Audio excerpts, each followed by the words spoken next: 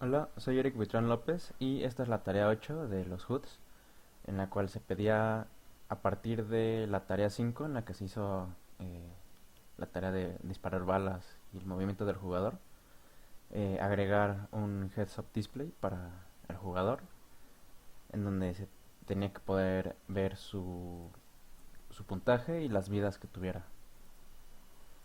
Entonces voy a mostrar primero la funcionalidad. También se pedía tener tres tipos de luces diferentes. Entonces yo agregué aquí un spotlight de color azul. Bueno, tengo la luz direccional y tengo también un... digo, este es el spotlight, el del color naranja, y el azul es un point light. Y se pedía que al disparar y cuando la bala colisionara con el jugador, que el enemigo desapareciera y luego volviera a aparecer en otro en un lugar aleatorio del, pues, del mapa, por así decirlo, y que de igual manera se incrementara el score del jugador. Yo aquí lo que hice fue, en vez de destruir el cubo, más bien lo desactivo el Mesh Renderer y el Box Collider por un segundo y después calculo una nueva posición y vuelvo a activar esos componentes. Y esto lo hice porque, pues como en realidad solamente son estos tres cubos, siempre los que van a estar apareciendo, desapareciendo, o sea, no hay ningún timer que aparezca más enemigos y así. Bueno, por lo que he visto, así de lo que he investigado, de lo que he hecho para el proyecto y así, he encontrado que es mala práctica si tienes así ese tipo de objetos o sea, que vas a volver a usar, estarlos destruyendo y creándolos, porque eso afecta el performance del juego. Y entonces que es mejor simplemente desactivarlos, esconderlos por un momento y luego volver a activarlos, para que sea el mismo objeto, pero pues que dé la impresión de que ya destruye a este enemigo y el que aparece después es otro nuevo. También se pedía que ahora al colisionar con los enemigos se me bajara la vida, que es lo que pasa. Y, bueno, y para poder reaparecerlos en un lugar aleatorio, puse dos Game Objects vacíos, que le llamé a uno Max Spawn Point y otro que lo puse acá atrás como el Min Spawn Point. Y ahorita lo enseño en el código, pero pues básicamente agarra un valor aleatorio entre el punto mínimo en X y el máximo, y también en Z. La Y siempre la pongo en uno porque pues es para que el cubo esté en el piso. Y se pedía también que, bueno, esto era opcional, pero que hubiera botones que controlen las luces. Entonces aquí se puede ver cómo apago todas las luces y aquí las voy prendiendo una por una. Y también se pedía que al llegar a la vida, a cero de vida, que ya se deshabilitara el jugador y me apareciera algo eh, haciendo referencia a que perdí. Entonces ahora voy a mostrar cuáles fueron los cambios que se hicieron en el código. Entonces, para empezar, se hizo el script del HUD, bueno, con el Canvas. El Canvas tiene, eh, primero lo voy a mostrar, tiene el texto score, tiene el texto lives, tiene tres botones, y cada uno pues ya traía su propio texto, nada más le puse ahí cuál botón era. Este Death Image, que es una imagen de UI, a la que simplemente le cambié el color y la transparencia. Y el texto de You Died, así como para darle un efecto tipo la muerte de Dark Souls. Y también pues al canvas le puse el, el objeto HUD, que tiene referencia a todos los elementos del HUD, al igual que a las luces que puse en la escena para poder apagarlas y prenderlas. Y entonces este script pues lo que tiene es todas esas variables. Tengo unos booleanos para saber si cierta luz está prendida o apagada. Y al principio del script pues hago un update de las vidas, que esta es la función que se manda a llamar cada vez que se van a actualizar las vidas en el HUD y también en el score. Aquí lo que quería hacer era evitar tener que tener una referencia directa al tanto al jugador como pues, si fuera el caso enemigos, para que estuviera lo más separado posible el HUD. Entonces, digo, aquí yo le tuve que recordar cuál va a ser la vida inicial y el score inicial, pero pues creo que al final del día, al menos aquí sí va a tener que haber una referencia a las vidas y el score del jugador, pues si fuera ya para un proyecto.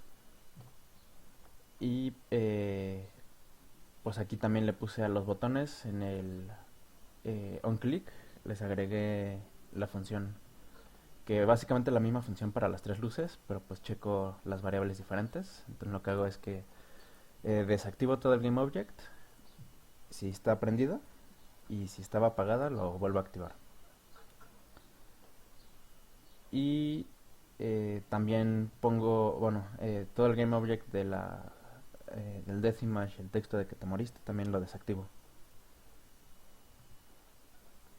Y eso se activa hasta el momento de la muerte del jugador, que es una función que tengo aquí que se llama PlayerDeath.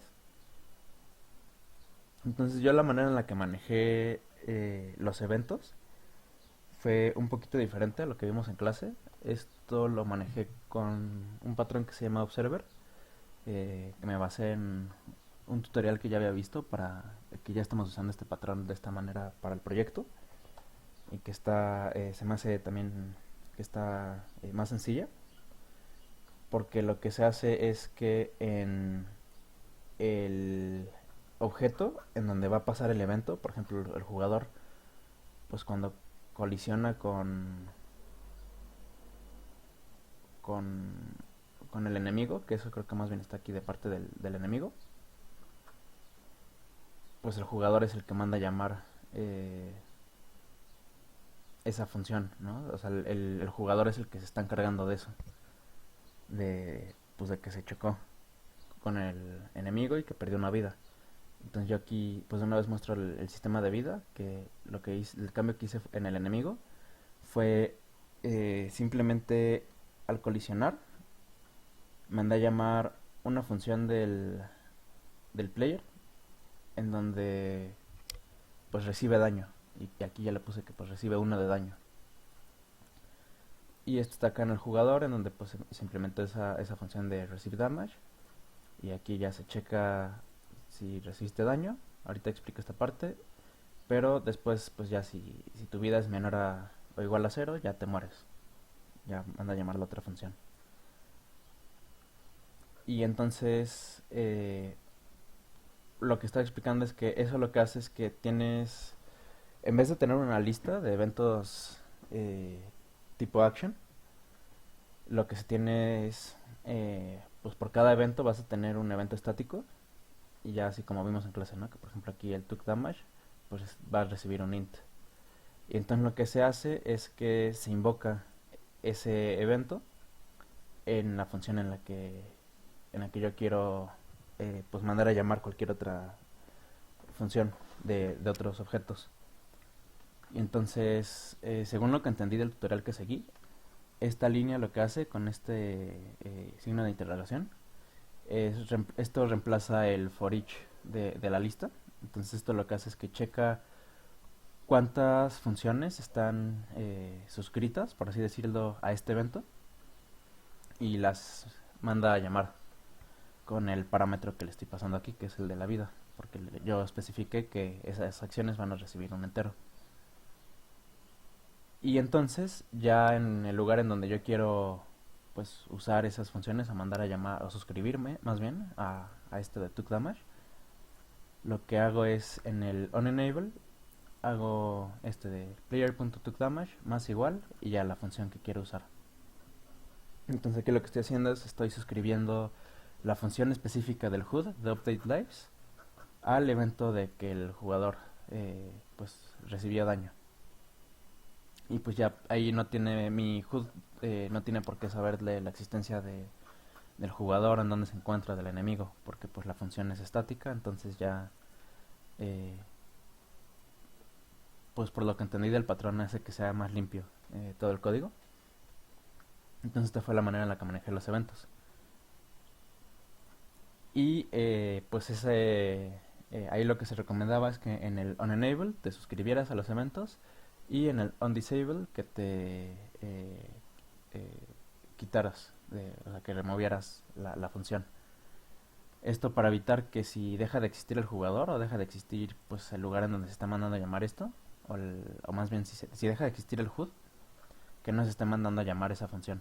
Porque si no quito la referencia, aunque yo desactive o desaparezca el HUD del juego, se va a seguir mandando a llamar la función, porque pues ya está suscrita.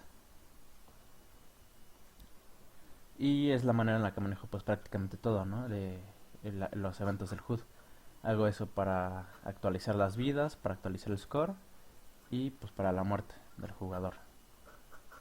Y eso es los tres eventos que agregué aquí también.